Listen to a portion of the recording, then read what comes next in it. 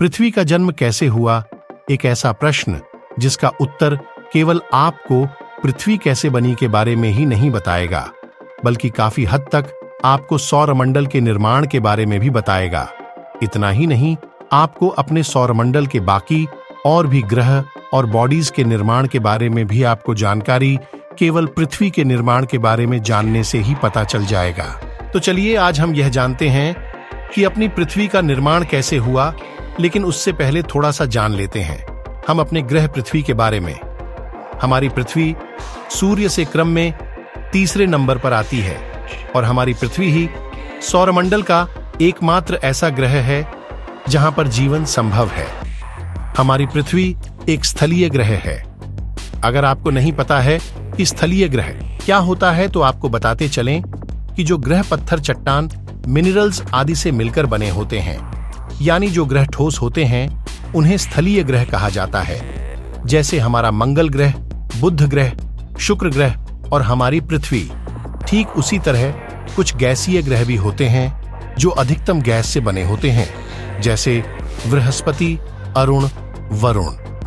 हमारी पृथ्वी सौरमंडल के सबसे ज्यादा घनत्व वाली ग्रह है।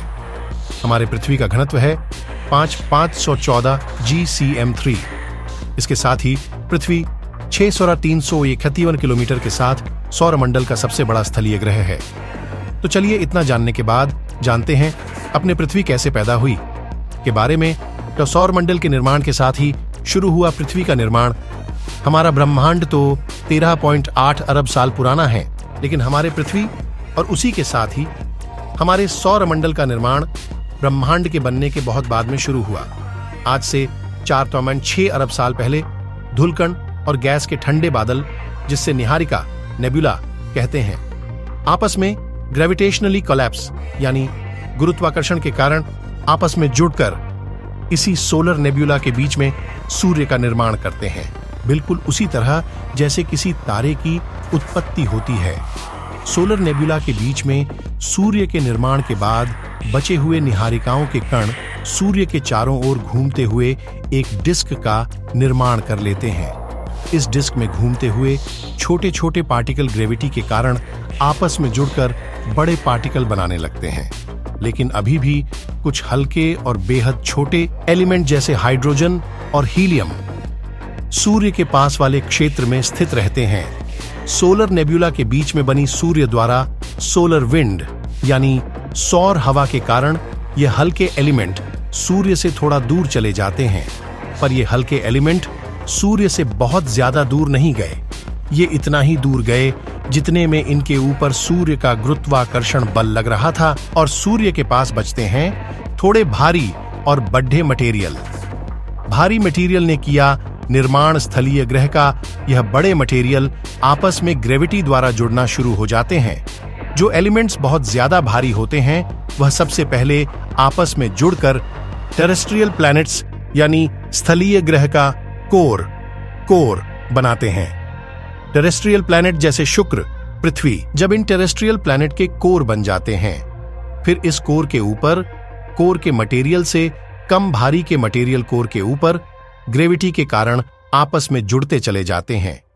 भारी मटेरियल कोर की तरफ जाते रहते हैं और हल्के मटेरियल ऊपर आते रहते हैं और बना लेते हैं क्रस्ट की लेयर, और इस प्रकार 4 बड़े स्थलीय गोल पिंडों का निर्माण होता है। नए बने सौरमंडल में छोटे छोटे पार्टिकल्स इन 4 बड़े पिंडों से टकराते गए और बन गए बुध, शुक्र, अर्थ और मंगल जैसे स्थलीय ग्रह। लेकिन यहां हम धरती के जन्म की बात करेंगे, इसलिए बाकी के ग्रह की उत्पत्ति की बात हम नहीं करते हैं, सीधे पृथ्वी पर ही आते हैं। अब यहां तक आप पृथ्वी के ढांचे के निर्माण को तो समझ ही गए होंगे। निरंतर पिंडों के टकराव के बाद एक समय ऐसा आया जब धरती से मटेरियल का टकराव बंद हो गया। नई बनी अर्थ काफी गर्म थी। धीरे धीरे समय बीतने के साथ पृथ्वी ठंडी होनी शुरू हो गई। पृथ्वी ने ग्रेविटी से कुछ गैसेस को अपनी ओर आकर्षित कर धरती के बाहरी लेयर का निर्माण किया। पृथ्वी के क्रस्ट के नीचे मैंटल की लेयर में टेक्टोनिक प्लेट्स के टकराव और घर्षण से बड़े बड़े पहाड़ और ज्वालामुखियों का निर्माण हुआ और इन्हीं ज्वालामुखी से निकलने वाले गैस ने पृथ्वी के वातावरण को बनाया।